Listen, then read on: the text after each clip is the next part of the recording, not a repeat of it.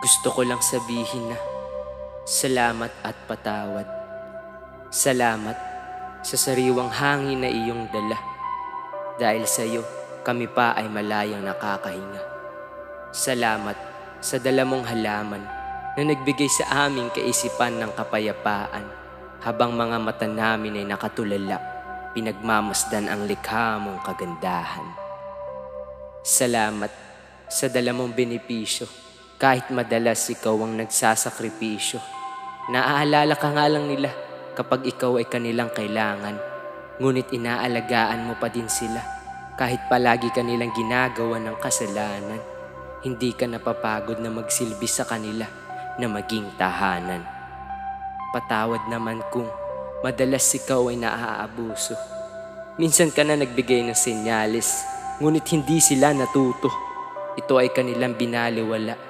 Ngayon natatakot sila dahil ramdam na nila na lumalala na. Doon naman kasi tayo magaling, di ba?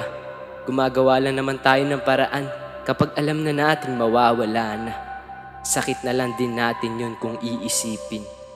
Mga maling ginawa sa kanya ay ayaw pang aminin, at mga ugali nila ay ayaw pang baguhin. Sige nga, pagtuluyan itong nasira, sino ang ating sisisihin? Ang kailangan natin laging isipin, ito ay ipinahiram lamang sa atin. Huwag natin sayangin ang pagkakataon na ito. Ang mga pangako dito ay gawin nating totoo.